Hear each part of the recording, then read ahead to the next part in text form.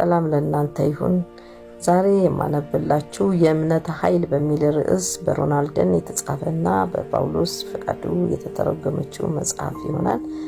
ጌታ ኢየሱስ ክርስቶስ ይባርካችሁ። ምናልባት አንዳንዶቻችሁ መጽሐፉ በእጃችሁ ኑሮ ከጊዜ ጥረት መጽሐፉን ላታዩ ትችላላችሁ። አንዳንዶቻችሁ ደግሞ መጽሐፉ በእጃችሁ የሌለ ሰዎች ልትኖሩ ስለምትችሉ በዚህ ልትጠቀሙ ትችላላችሁ በማለት ሐሳብ ነው። ጌታ ኢየሱስ ክርስቶስ ይባርካችሁ። ተከታተሉ።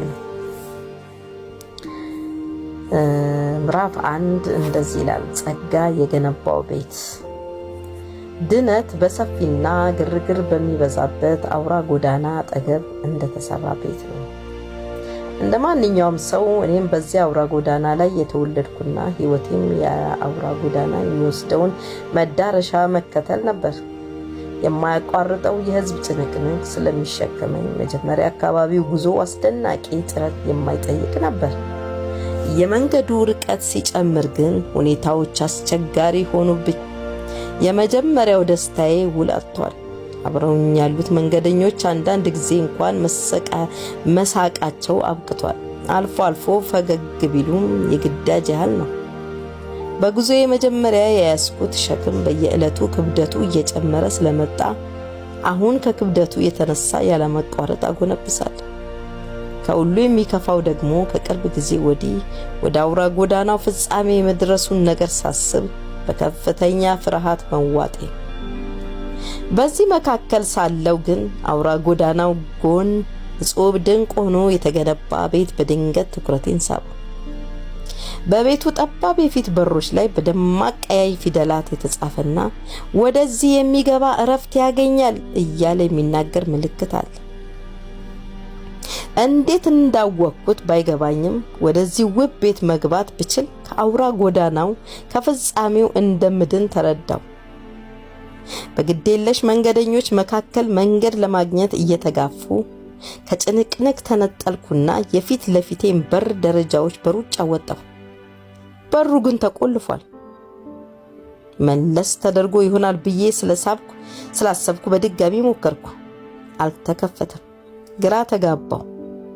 አንድ ሰው ሰዎች ወደ ውስጥ እንዲገቡ የሚጋብዝ ምልክት ሰቅሎ ሲያበቃ በውጭ ሲያስቀራቸው ለምን በሩን ይዘጋል?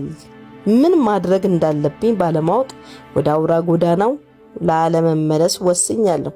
በሩን ደበደብኩ። ቤት ውስጥ ሰው ካለ እንዲከፍትልኝ ተጣራው። ቁልፉን ጎረጎርኩ። ከንቱ ድካም ነበር። በድንገት አንድ ድምጽ ስሜን ሲጠራ ስለሰማው ተሽከርክሬ ዞር። ቤቱን የሰራው ሰው ነበር። እርሱም እምነት የሚል ቃል የተቀረጸበት ቁልፍ በእጄ ላይ አደረገልኝ። ወደ በሩ መለስ አልኩና ቁልፉን ቀዳዳ ውስጥ ከትቼ አዞርኩት። ያኔ መከፈቱን የሚያረጋግጥ ድምጽ ሰማው። በሩም ወለል ብሎ ስለተከፈተ ደፉን ተሻግሬ ገባው። ጀርባዬ ላይ የነበረው ሸክም በድንገት ወደቀና ጀርባዬም እየጠወለገ ያለ አበባ ወደ ፀሐይ ብርሃን ለመድረስ ሲዘረጋጋ ተሰማኝ። ያልተለመደ ልዩ የሰላምና የደህንነት ስሜት ዙሪያዬን ሲሸፍነው ነፍሴ የእረፍትና የእፎይታ ትንፋሽ አሰማች። የቤቱ ሰሪም በቤት ውስጥ ያለው ነገር ሁሉ የእኔ በመሆኑ እንደፈለኩ ልደሰትበት እንደምችል በማብራራት በአዲሱ ቤት በደስታ ተቀበለኝ። ይህ በጸጋ የተሰራ ቤት ሲሆን ቁልፉም እምነት ነበር። የአዲሱ አካባቢ ዙሪያ ገባ ሳስስ የመዳም ቤት ብዙ ክፍሎች ያሉት ቤት እንደነበረና እኔ ግን ኮሪደሩ ላይ እንዳለው ተመለከትኩ። ካለውበት ባሻገር የተመለሰ ጸሎት የሚል ምልክት ያለበት በር ነበር። ከእርሱ ቀጥሎ የእየለቱ ድል የሚል ነበር። ከዚያ ቀጥሎ የተሟላ ፍላጎት የሚል ይገኛል። እያንዳንዳቸው የተለያዩ መንፈሳዊ በረከቶች፣ ተስፋዎች የሚሰጡት በሮች ማለቂያ በሌለ ሁኔታ ሙሉ በሙሉ በቤቱ ተንሰራፍተዋል። የነዚህ ሌሎች ክፍሎች መገኘት ግራ አጋባኝ። የቆምኩት ኮሪደር በህዝቡ መጨናነቁ ለካ አልጠቀስኩላችሁም። ወደ ቤቱ የገባ ሁሉ ከኮሪደሩ ሳያልፍ እዚያው ኮሪደሩ ውስጥ የሚቆም ይመስል ነበር። ጠቅላላው ህንጻው ኮሪደር ይሆን ይመስላል። ሆኖም ይህ አውራ ጎዳና በጥቂት ይሻላል። ታዲያ የመዳም ቤቱ ከኮሪደሩ በላይ ተጨማሪ ክፍሎችን እንዳለው ማየት አይችሉም? የቤቱ ሰሪ ሁሉም ክፍል በሰው እንዲያዝ እንዳሰበ እርግጠኛ ነኝ። በቤት ውስጥ የሚገኘው ሁሉ የእኛ በመሆኑ ልንደሰትበት እንደምንችል አልተናገረምን?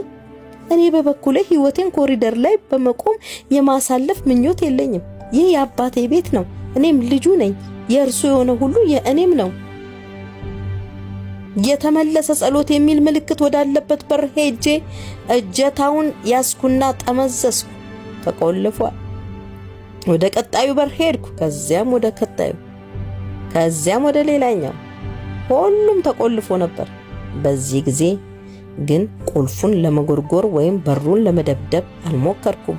የመጀመሪያው በር ላይ ያጋጠመኝን ነገር ስላስታወስኩ መክፈቻ ቁልፍ ሊኖረኝ እንደሚገባ አውቄያለሁ። በቤት ውስጥ የነበርኩት ለአጭር ጊዜ ብቻ ቢሆንም በብዙ ትግል በርካታ ቁልፎችን ማከማቸት ችዬ ነበር። ስለዚህ ከምችቴን በረበርኩና የሚችሉትን ሁሉ ማድረግ የሚል ምልክት ያለበትን አንድ ቁልፍ መረጥኩ። በሩን ለመክፈት ሞከርኩ። ጭራሹኑ አይገጥምም። ሃይማኖታዊ እንቅስቃሴ የሚል ቁልፍም ከዚያ የተሻለ አልነበረም። ከልብ የመትጋት ቁልፍም ጥቅም የለሽነቱ ተረጋገጠ። ቀጣዩ የአስራት ማውጣት መክፈቻን ሞከርኩ። ተስፋ መቁረጥ ጀምሬያለሁ፣ ግን እርሱም ያው እንደሌሎቹ ነበር። አሁን ኮሪደሩ ለምን እንደዚህ እንደተጨናነቀ መረዳት ጀመርኩ። ከዚያ አንድ የማውቀውን ድምጽ ሰማሁ። የቤቱ ሰሪ ድምጽ ነበር። ልጄ ሆይ አለኝ፣ ወደ ቤቴ እንድትገባ የሰጠሁን ቁልፍ ታስታውሳለህ? አዎን አስታውሳለሁ። ምን ነበር? እንዴ የእምነት ቁልፍ ነበራ ብዬ መለስኩ። እርሱም የእምነት ቁልፍ በቤት ውስጥ ያለውን በር ሁሉ ይከፍታል አለኝ። ይህ የህይወቴ ታላቁ ግኝት ነበር። እምነት የክርስትና ህይወት ሁሉን ከፋች ቁልፍ ነው። ድነት ከመጀመሪያ ጀምሮ እስከ መጨረሻ የጸጋው በእምነት እንቅስቃሴ ነው። በክርስትና ህይወት ውስጥ ሁሉን ነገር የምናገኘው በእምነት አማካይነት በጸጋው ነው። ጸጋ ነገሩን ዝግጁ አድርጎ ሲያቀርበው፣ እምነት ደግሞ ተቀብሎ ይወስደዋል። ጸጋ የእግዚአብሔር እጅ ለመስጠት ተዘርግቶ ሲሆን፣ እምነት ደግሞ ለመቀበል የሰው እጅ ተዘርግቶ ነው። ጸጋ የሚያዘጋጀውን የሚያቀርበውን እምነት ይወስዳል። ጸጋ የእግዚአብሔር ድርሻ ሲሆን፣ እምነት ደግሞ የሰው ፈንታ ነው። እምነት ለእግዚአብሔር የልግስና ስጦታ የኛ አዎንታዊ ምላሽ ነው። እግዚአብሔር ከሰው የሚፈልገው ነገር ሁሉ እምነት በሚል አንድ ቃል ውስጥ ይጠቃለላል። እምነት የክርስቲያኑ የመለያ ምልክት ነው። በጥንታዊ ክርስትና ከእግዚአብሔር ጋር ያለንን ግንኙነት ለመግለጽ ጥቅም ላይ የሚውለው ዋና ቃል ነበር። ክርስቲያን ተብለን ከመጠራታችን በፊት አማኞች ተብለን ተጠርተናል። ማመን ዋነኛ ተግባራችንና የቀሩት ሌሎች ተግባሮች የሚፈልሱበት ምንጭ ነው። የእግዚአብሔር ስራማ አለ ጌታ ኢየሱስ፣ እግዚአብሔር በላከው ማመን ነው። ዮሐንስ ወንጌል ምዕራፍ 6 ከቁጥር 29። አለማመን ከሁሉ የባሰ ክፉ ነገር፣ የሌሎች ክፋቶች ሁሉ ምንጭ እንደሆነ መጽሐፍ ቅዱስ ይነግረናል። ሔዋን በገነት የአትክልት ስፍራ ለሰይጣን የፈተና ድምጽ እንድትሸነፍ ያደረጋት አለማመን ነበር። አለማመን በእስራኤል ላይ ተስፋይቷ ምድር በሮች ቁልፍ ለ40 ዓመት በምድረ በዳ እንድትንከራተት አድርጓታል። ሰዎችም የሚፈርድባቸው ስለሚዋሹና ስለሚሰርቁ ሳይሆን በአለማመናቸው ነው። ዮሐንስ ወንጌል 3:18። አለማመን ኢየሱስ በገዛ ከተማው ተአምራት እንዳይፈጽም ስላደረገው ለችግረኞች ልትዘረጋ የነበረችው ክንድ ታጥፋለች። ኢየሱስ ክርስቶስ ጌታ ነው። የሚቀጥለውን ጻድቅ በእምነት ይኖራል የሚለውን ክፍል ደግሞ በሚቀጥለው እናያለን። ጌታ ኢየሱስ ክርስቶስ አብዝቶ ይባርካችሁ። ስላዳመጣችሁ ተባረኩ።